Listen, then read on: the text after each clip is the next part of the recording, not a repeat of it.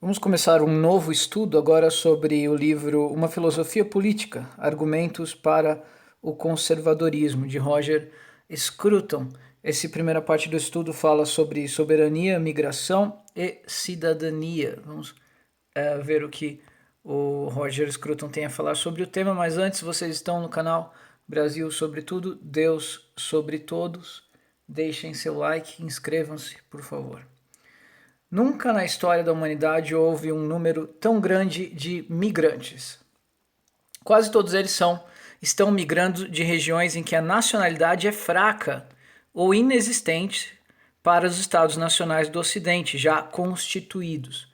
Eles não estão migrando por terem descoberto algum sentimento de amor ou lealdade anteriormente latente pelas nações em cujo território procuram lar. Ao contrário, poucos deles identificam as suas lealdades em termos nacionais e quase nenhum o faz em relação à nação onde se estabelece. Migram à procura da cidadania, que é o principal dom das jurisdições nacionais e a origem da paz, da lei, da estabilidade, da prosperidade que ainda prevalece no Ocidente. A cidadania é a relação que surge entre o Estado e o indivíduo, quando um é plenamente responsável perante o outro. Consiste em uma rede de direitos e deveres recíprocos, confirmada pelo primado da lei, que é superior a cada uma das partes. Embora o Estado obrigue o cumprimento da lei, ele o faz igualmente contra si mesmo e contra o cidadão privado. O cidadão possui direitos que o Estado está obrigado a preservar e também deveres que o Estado tem direito de exigir. Como esses direitos e deveres são definidos e limitados pela lei, os cidadãos têm uma concepção clara de onde terminam as suas liberdades. O governo republicano origina-se quando os cidadãos são designados para administrar o Estado. Aqui, nessa primeira parte, o Roger Scruton está falando sobre o problema das ondas migratórias que estão surgindo no mundo agora, aquela história da pessoa abandonar a pátria dele, vai para um outro lugar, mas não sai da pátria e por um amor à nova pátria, ele vai atrás de alguma benesse que ele acha que vai encontrar lá, não estabelece um vínculo emocional com o local, então somente um vínculo físico, e não abraça a cultura do local, muitas vezes chega até começa a corromper a cultura que havia no local, e muitas vezes o local de onde ele sai é um local totalmente destruído, geralmente pelo socialismo, pela falta de organização social, no sentido de falta de liberdade, falta de império da lei e muitas vezes império do socialismo, isso sim, como por exemplo em Cuba e na Venezuela, países totalmente destruídos. No Coreia do Norte, que mata as pessoas que tentam fugir de lá. Vamos ver se vai continuar assim nos próximos anos, mas por enquanto é assim que está. A submissão é a relação entre o Estado e o indivíduo, que surge quando aquele não precisa prestar contas a este. Quando os direitos e deveres do indivíduo são indefinidos, definidos parcialmente ou de modo que possam ser anulados, ou quando não há um primado da lei que esteja acima do Estado que o implementa. Esse tipo de submissão era a tendência com os governos esquerdistas aqui no Brasil e ainda é com o domínio completo praticamente do alto judiciário, das Supremas Cortes, das Cortes Superiores, pelos esquerdistas. A ideologia, o partido, a forma de governo que era imposta está acima das leis por enquanto no Brasil, e nós esperamos que agora com a mudança, com a queda da esquerda dos governos, nós possamos aos poucos libertar o judiciário brasileiro dos grilhões, das amarras, das correntes esquerdistas que tornaram o Brasil um pesadelo, um país de pesadelo para se viver. Cidadãos são mais livres que súditos, não porque podem se livrar de um número maior de punições, mas porque suas liberdades são definidas e preservadas pelas leis. Os súditos desejam naturalmente tornar-se cidadãos, já que um cidadão pode dar passos concretos para defender sua propriedade, sua família e seu negócio contra saqueadores, além de ter verdadeira soberania sobre a sua vida. Eu já falei isso num outro estudo, pessoal. A diferença entre um escravo, um servo, uma pessoa submissa a um poder superior é a capacidade de possuir a propriedade privada. E essa é a falácia, essa é o fracasso, essa é a imundície maior da esquerda e do socialismo. O fato de que eles acham que a propriedade privada, a livre iniciativa, é um mal. E a pessoa que produz tem algum meio de produção, entre aspas, né, é uma pessoa má, canalha, burguesa, fascista, maldita, que oprime o pobre trabalhador coitadinho, como se você não pudesse ter um meio de produção gastando pouquíssimo dinheiro, comprando uma caixa de isopor e vendendo picolé na rua. Você já tem um meio de produção, um meio de você ganhar o seu próprio sustento, já se tornou um empreendedor, pronto, já é um burguês, canalha, fascista, maldito, segundo a mentalidade esquerdista. O problema é que o ser humano, ele tem a necessidade de ter o destino dele nas próprias mãos. As rédeas do destino tem que estar na própria mão para ele se sentir livre, para ele se sentir vivo. Eu já falei para vocês da jornada do herói na vida do homem, a semelhante jornada da mulher, a jornada em busca da virtude da mulher. Se você não tem liberdade para você crescer de várias formas, em vários aspectos na sua vida, que o socialismo tira, porque vamos dividir um quinhão para todos, um bocado de pão para cada um. Isso é um inferno. Isso aí, o socialismo é um inferno. O socialismo é uma escravidão que massacra o ser humano. Por isso, quando você vê aquelas imagens da Rússia socialista ou de Cuba, todo mundo ferrado, fugindo daquele inferno, de Venezuela também, Coreia do Norte, então nem se fale, você tem que criar espetáculos para o público ver do que seria a sociedade, porque a sociedade mesmo é tão feia, é tão brutal, que tem que ser escondida. Esse é o pior problema da esquerda, é justamente isso, que ela vai contra a natureza humana, de ter algo que é seu, ter aquilo que é seu, e ninguém mais pode clamar propriedade daquilo. Isso faz parte do ser humano. Não, esse cantinho aqui é meu, eu lutei para conseguir. O ser humano aprecia muito mais aquilo que ele conquista do que aquilo que lhe é dado. Aquilo que ele lutou para ter vale muito mais para o ser humano do que aquilo que alguém deu e não custou nada. Isso faz parte da natureza humana. Os súditos desejam naturalmente... isso já foi. Liberdade e segurança não são os únicos benefícios da cidadania. Há também um benefício econômico. Sob o primado da lei, é possível estabelecer contratos livremente e fazer com que sejam cumpridos coletivamente. A honestidade torna-se regra nos negócios e os litígios são resolvidos em tribunais de justiça, não por bandidos contratados. Blá, blá, blá, blá. E como o princípio de prestação de contas permeia todas as instituições, a corrupção pode ser identificada, penalizada mesmo quando ocorre nos mais altos escalões do governo. Os marxistas acreditam que a lei é serva da economia e que a legalidade burguesa surge como um resultado por causa das relações burguesas de produção, a economia de mercado. Esse modo de pensar tem sido tão influente que até hoje é necessário salientar que é o oposto da verdade. A economia de mercado surge porque o primado da lei garante os direitos de propriedade e as liberdades contratuais, além de obrigar as pessoas a se responsabilizar por sua desonestidade e por seus crimes financeiros. Essa é a outra razão pela qual as pessoas migram para lugares onde podem desfrutar do benefício da cidadania. Então percebam, nós vimos o resultado de viver durante 30, 40 anos sob o domínio de um socialismo velado, escondido, que está em voga no Brasil, onde as leis são frágeis, as leis não são cumpridas, as leis existem, lei tem até demais. Tem lei até demais. O problema do Brasil é que tem lei até demais. Mas só que o socialismo, a forma como tudo está organizado, torna tudo infernal. Tudo infernal. E o que acontece? Quanto mais segurança jurídica tem para você empreender, para você trabalhar, para você...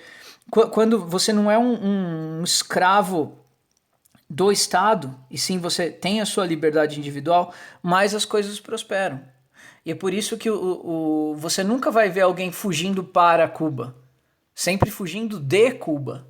Você nunca vai ver alguém fugindo para a Venezuela. Você vai ver alguém fugindo da Venezuela. Ninguém foge para a Coreia do Norte, as pessoas fogem da Coreia do Norte. Só isso já destrói qualquer argumento esquerdista. Ninguém foge para um país socialista. Ah, é aquela utopia, Shangri-La socialista maravilhosa, não vejo a hora de morar lá. Ninguém fala isso. O pessoal foge, eles montam um barco de garrafa PET e fogem para a Flórida, de Cuba. Numa sociedade de cidadãos, as pessoas não se conhecem, mas podem confiar umas nas outras, já que todos estão vinculados uns aos outros pelo mesmo conjunto de regras. Isso não significa que não haja nela ladrões ou vigaristas. Significa que a confiança entre estranhos pode aumentar sem depender de relações familiares, lealdade tribal ou troca de favores. Isso diferencia significativamente um país como a Austrália, por exemplo, e de um país como o Cazaquistão, onde a economia depende completamente da troca de favores entre pessoas que só confiam umas nas outras porque se conhecem e porque conhecem as redes de contatos que serão usadas para estabelecer qualquer acordo. Essa também é a razão pela qual a Austrália tem um problema de imigração e o Cazaquistão sofre com a evasão de seus intelectuais. Então, do Cazaquistão as pessoas fogem e elas fogem para a Austrália. Por enquanto, né? Vamos ver onde o esquerdismo da Austrália vai levá-los nos próximos anos. Consequentemente, a confiança entre cidadãos pode espalhar-se por uma grande área e os baronatos, feudos locais podem ser destruídos, dominados. Dominados. Em tais circunstâncias, os mercados não somente prosperam, eles se espalham, crescem até atingirem a mesma extensão da jurisdição. Todos os cidadãos ficam vinculados uns aos outros por relações financeiras, legais, fiduciárias, sem que isso, no entanto, implique um vínculo pessoal. Uma sociedade de cidadãos pode ser uma sociedade de pessoas que não se conhecem, na qual todos desfrutam de soberania sobre a sua vida e buscam seus objetivos e aquilo que lhes agrada. Assim são as sociedades ocidentais de hoje. Nelas, cada um pode conceber uma causa comum com um estranho e todos podem convictamente dizer nós, no que diz respeito aos assuntos que dependem de um destino comum. A existência desse tipo de confiança em uma sociedade de estranhos pode ser vista como o que é, uma façanha cujas pré-condições não são facilmente preenchidas. Se temos dificuldade de reconhecer esse fato, isso ocorre em parte porque a confiança de estranhos cria uma ilusão de segurança, encorajando as pessoas a pensar que a sociedade também começa com um acordo, já que ela termina com um. Dessa forma, desde a Renascença tem sido comum os pensadores proporem alguma versão do contrato social como fundamento de uma sociedade de cidadãos. Assim, Hobbes, Locke, Rousseau e outros argumentam de diversas maneiras que esse tipo de sociedade surge porque as pessoas se reúnem e estabelecem um contrato que vinculará umas às outras.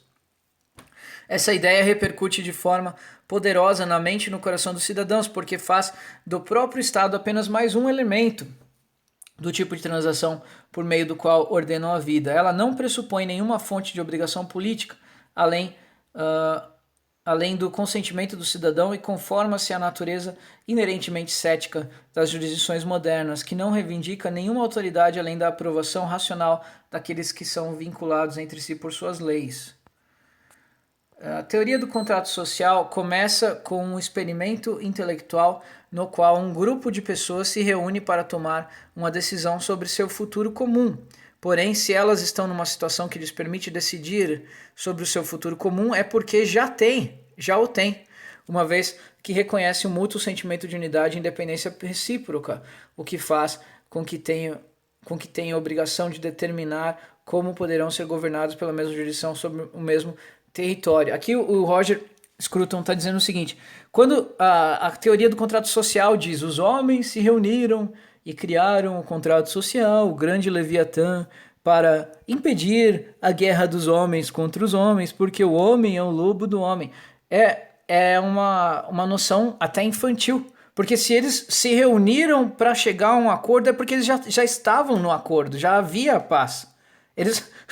Porque como um querendo matar o outro, e se a gente fizesse um contrato social? Vamos parar um minuto de matar um outro e fazer o contrato social. Não, eles já se reuniram e criaram as leis, os contratos e tudo mais, porque eles já não eram um o lobo do outro, já havia uma certa harmonia, já havia a vontade de regulamentar como seriam as relações de amizade ou de relações comerciais que eles já tinham.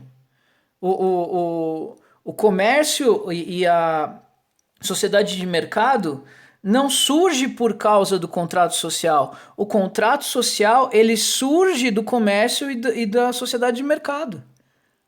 porque o comércio, as relações comerciais entre estranhos, eles clamam e eles fazem o contrato social surgir. Por quê? Porque eles geram a harmonia. É isso que o socialista não entende. Quando o trabalhador, quando o empreendedor, o agricultor, ele descobre que com o fruto do trabalho dele, ele pode prosperar, ele fala, peraí, eu não vou mais ser um bandido, eu não vou sair pegando as coisas que eu quero à força. Eu vou trabalhar nesse ofício aqui, nesse empreendimento, e eu vou conquistar as coisas. E ele percebe que pouco a pouco ele vai construindo algo que não existia antes. Ele fala, isso é muito melhor do que sair matando as pessoas e pegando para mim as coisas que eu preciso. Se eu posso pegar as coisas que eu preciso e ainda deixar a pessoa de quem eu peguei com um sorriso no rosto, isso é muito melhor. Eu vou dar um exemplo para vocês. Eu estava fazendo uma reformazinha aqui em casa, chamei o empreiteiro, a gente sentou, conversou, eu falei o que eu queria, ele falou, beleza, eu vou precisar de tanto para fazer.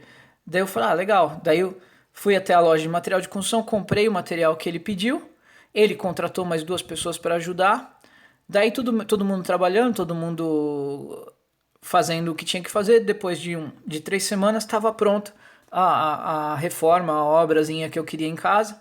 A minha casa valorizou bastante, bem mais do que eu paguei. O empreiteiro ele ganhou um dinheiro para ele que foi muito atraente. O dono da loja de materiais de construção ganhou um belo dinheiro também. Os 2 ajudantes do empreiteiro ganharam também um belo dinheiro. Todo mundo ficou contente, todo mundo ganhou, todo mundo lucrou, todo mundo teve riqueza gerada na sua vida. Por quê? Porque havia um acordo entre todos nós. Agora, se eu chego aqui em casa e eu descubro que o ajudante do empreiteiro matou os meus animais de estimação, arrombou a minha porta, levou tudo que eu tinha, daí eu já não vou comprar o material, vou ter que chamar a polícia, daí vira aquele rolo, aquele rolão, vira um inferno, ele vai ser preso, a família dele vai estar desamparada, ninguém ganha absolutamente nada, vira um inferno. Ou seja, as relações comerciais, muito ao contrário de causarem miséria e sofrimento, como dizem os socialistas, elas causam prosperidade, geram riqueza e elas incentivam a sociedade a funcionar cada vez melhor, cada vez mais azeitada. O dono da loja de material, ele ia mandar embora o entregador e falou, pô, não vou mandar mais, entrou com um pedido bom aqui, acho que o negócio tá esquentando, vou segurar mais 2 semanas o João da entrega. Daí o João, ele vai levar a comida para casa mais 2 semanas, e fala, pô, acho que vai dar certo, Marina, sei lá como chama a esposa dele. Daí, entendeu? É um círculo virtuoso que se autoalimenta. Esse é o capitalismo, essa é a sociedade de mercado amparada por um arcabouço jurídico construído porque ela assim desejou. Os teóricos do contrato social prescrevem como se ela pressupôsse apenas a primeira pessoa do singular da escolha racional livre. Na verdade, ela pressupõe a primeira pessoa do plural, na qual os deveres decorrentes do pertencimento a uma comunidade já foram assumidos. A nacionalidade tornou-se tão importante no mundo moderno porque a cidadania pressupõe o pertencimento a um grupo. Numa democracia, os governos tomam decisões e impõem leis às pessoas que são obrigadas a aceitá-las. Democracia significa viver com estranhos em condições que a curto prazo podem ser desvantajosas. Significa estarmos preparados para travar batalhas e sofrer derrotas em nome de pessoas desconhecidas ou que não temos vontade de conhecer. Significa apropriar-se de políticas que são feitas em nome de terceiro e defendê-las como se fossem as nossas, mesmo quando discordamos dela. Apenas em lugares onde as pessoas têm forte senso de quem nós somos, porque nós estamos agindo desta ou daquela maneira, porque nós temos nos comportado corretamente num aspecto e incorretamente no outro, elas ficarão tão envolvidas nas decisões coletivas que as tomarão como próprias. Pessoal, então esse foi a primeira parte do nosso estudo do livro Uma Filosofia Política, Argumentos para o Conservadorismo, do Roger Scruton. Nós falamos sobre a importância da unidade nacional, do patriotismo, da cidadania, do arcabouço jurídico que torna uma sociedade possível e como a migração pode ser um suicídio coletivo para uma sociedade que permite qualquer um entrar sem nenhum tipo de escrutínio. Então, espero que vocês tenham gostado. Depois a gente continua mais esse estudo, se vocês assim o desejarem, e até a próxima.